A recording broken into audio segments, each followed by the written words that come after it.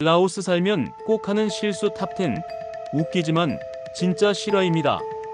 라오스 실수 백서. 해외 생활 실수 하나쯤은 있어야 진짜 시작입니다. 제1화입니다. 라오스에 도착하자마자 심카드 때문에 땀 뻘뻘. 공항 도착 첫날 비행기에서 내리자마자 찾은 건 환전소도 아니고 호텔도 아니었다. 바로 유심칩. 심카드 파는 가게. 한국처럼 5분 안에 개통되겠지 싶어 데이터 무제한 주세요 라고 외쳤다. 직원이 미소 지으며 줬는데 이게 웬걸. 유심칩은 줬는데 데이터는 없는 유심이었다. 라오스에서는 유심과 데이터는 따로 충전해야 한다. 충전소에서 탑업, 즉 선불제 요금 충전을 뜻하는 말을 해야 인터넷이 되는 건데 그걸 모르고 3일간 인터넷 없는 조용한 수도승 생활을 했다. 교훈입니다. 심카드 샀다고 끝난 게 아니다. 반드시 탑업하자. 제2화입니다. 닭 주세요 했다가 살아있는 닭이 튀어나왔다. 사바나켓 시장. 닭튀김이 먹고 싶어 준비한 라오스 한마디 쏨까이. 닭 주세요. 닭다리 튀김을 상상하며 기다렸는데 가게 아주머니가 비닐봉지 안에 살아있는 닭을 안겨줬다. 눈이 마주쳤다. 나는 닭을 놓쳤고 닭은 시장 바닥을 뛰었다. 사람들은 웃었고 나는 당황해서 계란 10개를 대신 사들고 도망치듯 나왔다. 교훈입니다. 라오스에서 닭 주세요는 진짜 닭을 달라는 뜻일 수 있다. 튀김은 까이토드, 삶은 닭은 까이보일이다. 제3화입니다. 싸게 주세요 했다가 분위기 싸해진 사연. 라오스는 시장이 싸다. 그래서 처음 간 날 자신만만하게 말했다. 사바이디 쏨 싸게. 안녕하세요. 싸게 주세요. 그런데 아주머니가 정색을 하더니 묵묵히 내 손에 있던 고기 봉지를 빼앗았다. 그리고 아무 말 없이 뒤돌아섰다. 이게 뭐지? 알고 보니 내가 말한 쌌게는 현지어로 비속어나 무례하게 들릴 수 있는 발음이었던 것이다. 한국식 흥정의 정서는 여기선 무례로 통한다는 걸 그제야 알았다. 교훈입니다. 시장에선 가격보다 인사가 먼저다. 정중한 미소가 제일 강력한 할인 코드다. 제4화입니다. 병원 대신 약국 갔다가 더 아플 뻔했다. 기침이 심했다. 현지인에게 약국 어디냐고 물었더니 여기 가까워요 하고 안내해줬다. 약사는 영어를 거의 못했고 나는 기침을 손으로 표현했다. 그랬더니 준 건 고혈압 약이었다. 약봉지를 열어봤을 때는 이미 2알을 먹은 후였다. 다행히 부작용은 없었지만 그날 이후로 약은 반드시 라오스 아닌 약국에서만 사기로 했다. 교훈입니다. 약은 현지어. 영어 불편하면 절대 혼자 사지 말자. 의사소통 안 되면 오히려 독이 될 수 있다. 제5화입니다. 라오스의 전기요금. 하루 종일 켜뒀다가 폭탄 맞은 날. 학세에서 지낸 한 달 에어컨 있는 방을 구했다. 한낮 기온이 37도. 틀지 않으면 멘붕이다. 그래서 하루 종일 에어컨을 돌렸다. 나갈 때도 그냥 틀어뒀다. 그 결과는 전기요금 30만 킵, 한화약 25,000원. 대박. 집주인에게 이거 맞냐고 했더니 대답은 딱 하나. 당신 한국 사람이라 시원한 거 좋아하죠? 여긴 그런 거 안 써요. 현지인은 선풍기만 쓴다. 에어컨은 호텔이나 고급 주택에서나 필요할 때만 켠다. 교훈입니다. 라오스는 여름 나라가 아니라 더위에 적응된 사람들의 나라다. 전기요금 폭탄주의. 제6화입니다. 칫솔 어디 있어요? 했다가 여성용품 매대 앞에서 당황한 사연. 학세의 미니마트. 칫솔이 필요해 투스브러시 라고 물었다. 점원이 안내한 곳은 여성용 생리대 진열대. 손짓으로 노노 브러시 했지만 그는 계속 예스 사프트 브러시 라며 생리대를 권한다. 결국 10분 동안 영어 번역기, 사진 검색, 직접 치아를 닦는 신용까지 했고 뒤늦게야 그는 투스 브러시 하며 담배 옆에 놓인 한 개 남은 칫솔을 꺼내줬다. 교훈입니다.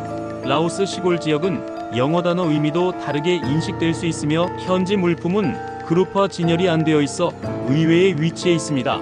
기본 생필품은 한국에서 여분 챙겨가는 것이 안전합니다. 제7화입니다. 오토바이 택시 탔다가 반대 방향으로 20분간 달린 사연. 라오스의 교통은 단순하지만 방향 감각이 없다면 사고치기 딱 좋다. 오토바이, 택시, 뚝뚝이를 타고 숙소로 가려는데 내가 미라클 게스트하우스 라고 외쳤다.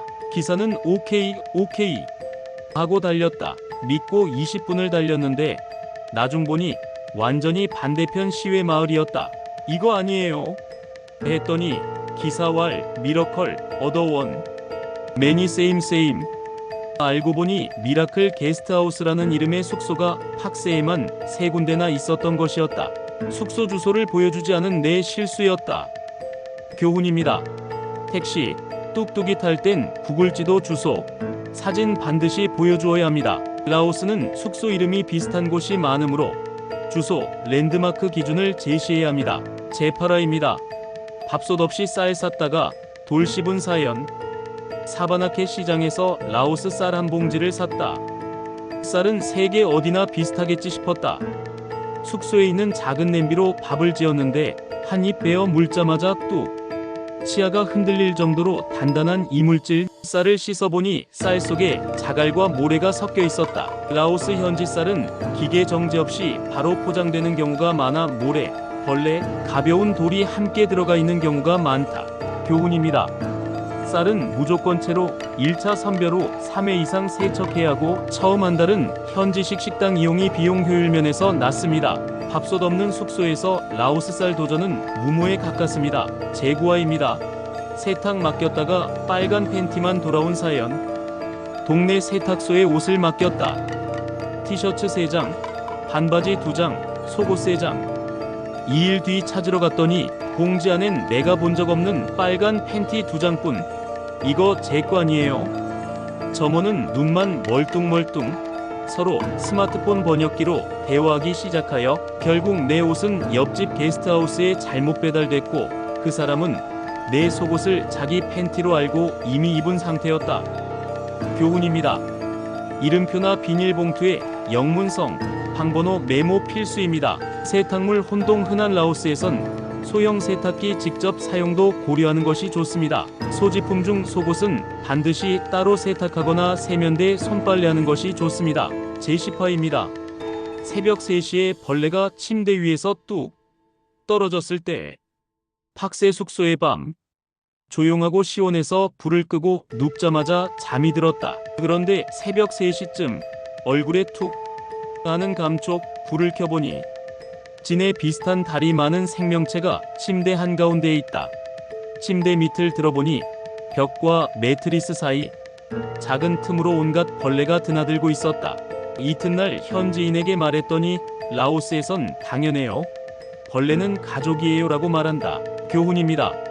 침대는 벽에서 20cm 이상 띄워두게 하는 것이 좋습니다. 벌레 퇴치제, 모기향, 전기 포충기는 필수 3종 세트입니다. 처음엔 놀라도 다음날엔 담담해지는 게 라오스 생활력입니다. 마무리합니다. 라오스는 조용하고 천천히 사는 나라지만 그 속에 숨어있는 문화의 낯설문 종종 날 시험에 들게 한다.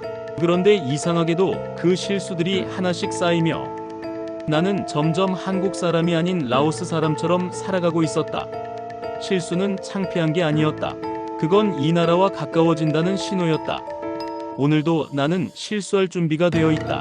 어색한 말 한마디, 틀린 계산, 어설픈 웃음조차 이제는 내 삶의 일부다. 우픈 이야기지만 이게 바로 라오스에서 살아간다는 뜻 아닐까요? 실수는 늘 창피하지만 한번 웃고 나면 그만큼 이 나라가 더 익숙해집니다. 오늘도 저는 실수하러 시장에 나갑니다.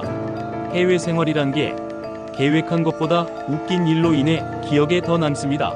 그래서 실수도 기록해야 합니다. 언젠간 그게 내가 잘 살아냈다는 증거가 되니까요.